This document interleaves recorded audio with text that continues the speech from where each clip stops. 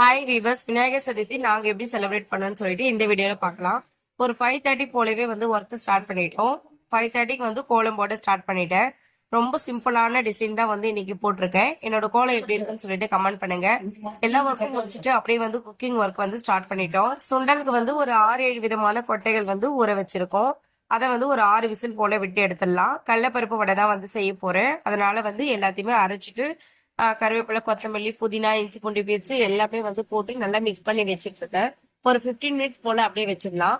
சுண்டலும் வந்து ரெடி ஆயிடுச்சு. தாளிச்சுட்டுலாம் தாளிச்சுட்டு ஃபைனல் டச்சப்ல வந்து கொஞ்சமா வந்து பெப்பர் சேர்க்கலாம்.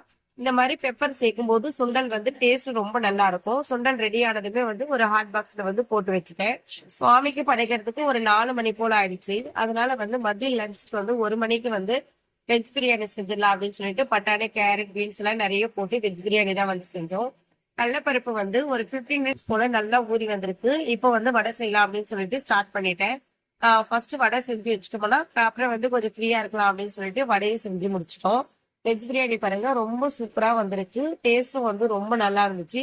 மதியம் லஞ்ச் வந்து முடிச்சிட்டோம். அதுக்கப்புறமா வந்து கேசரி கொஞ்சமா செய்யலாம் அப்படின்னு சொல்லிட்டு ஒரு 1.5 கப் அளவு ரவை தான் வந்து எடுத்திருக்கேன். அதுலயே வந்து இந்த அளவு கேசரி வந்து வந்தது.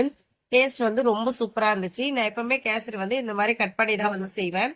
கொழுக்கட்டைக்கு பூரணம் ரெடி பண்ணிக்கலாம். தேங்காய் துருவலை நெய்ல ரோஸ்ட் பண்ணி எடுத்துட்டோம். அதுக்கப்புறம் இந்த பாகோட தேங்காய் துருவல், அதுக்கப்புறம் வேர்க்கடலை பொடி, இது எல்லாமே சேர்த்து நல்லா வந்து கலந்து விட்டுடலாம். ஒரு 5 நிமிஷம் போல நல்லா வந்து கலந்து விடுங்க. அப்படியே சைட்ல வந்து கொழுக்கட்டை மாவு ரெடி பண்ணிக்கலாம். தண்ணி வச்சுட்டு அதுல நெய் கொஞ்சமா சேர்த்துட்டு சால்ட் ஆட் பண்ணிக்கலாம். ஆட் பண்ணிட்டு நல்லா வந்து கொதி வரட்டும். இந்த பூரணை பாருங்க இந்த அளவு ரெடி ஆயிடுச்சு. இதை வந்து வேற ஒரு பாத்திரத்துல டிரான்ஸ்ஃபர் பண்ணிக்கலாம். பச்சை பயிரே வேக வச்சு எடுத்தாச்சு. அது கூட வந்து வெள்ளை கலந்துடலாம். கொழுக்கட்டை மாவை வந்து இந்த நல்ல கொதிக்கிற தண்ணியில போட்டு நல்லா மிக்ஸ் பண்ணி எடுத்துக்கலாம். இந்த அளவு மிக்ஸ் பண்ணிட்டு அப்படியே ஒரு மூடி போட்டு ஒரு 10 நிமிஷம் அப்படியே வச்சு விட்டுடலாம். அதுக்கப்புறம் வந்து கொஞ்சம் கொஞ்சமா மாவு எடுத்து நல்லா நெய் தடவி இந்த மாதிரி பசிச்சு எடுத்துக்கோங்க. நல்லா சாஃப்டா இருக்கணும். அதுக்கப்புறம் வந்து இந்த மாதிரி பிளேட்ல வந்து ஆயில் அப்ளை பண்ணிட்டு கொழுக்கட்டை வந்து புடிச்சு வச்சிடலாம். நான் வந்து இன்னைக்கு 2 டைப்ஸா வந்து செஞ்சிருக்கேன். மோதகம் மாதிரி ஒண்ணு செஞ்சிருக்கேன். நார்மலா கொழுக்கட்டை செய்யற மாதிரி செஞ்சிருக்கேன். குக்கிங் ஒர்க் வந்து எல்லாமே முடிஞ்சிருச்சு. எல்லாமே வந்து எடுத்துட்டு வந்து பூஜை ரூம்ல வச்சுட்டோம்.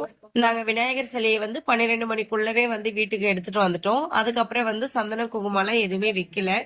அதுக்கப்புறம் ஒரு 3 மணிக்கு மேலதான் வந்து சந்தன குங்குமம் எல்லாமே வந்து வச்சுட்டோம். அதுக்கப்புறம் அலங்காரம் எல்லாம் பண்ணிட்டு படையல் போடுறதுக்கு ஸ்டார்ட் பண்ணிட்டோம். கொழுக்கட்டை, சுண்டல், கேசரி, வடை, பச்சை பயிறு, ஃப்ரூட்ஸ், மக்காச்சோளம், அதுக்கப்புறம் கம்பு, காராமணி, வேர்க்கடலை செடி எல்லாமே வச்சு நல்லபடியா பூஜையை பண்ணிட்டோம். அப்படியே வந்து எங்க ஊர்ல இருக்கிற பிள்ளையாரையும் போயிட்டு தரிசனம் பண்ணிட்டு வந்துட்டோம்.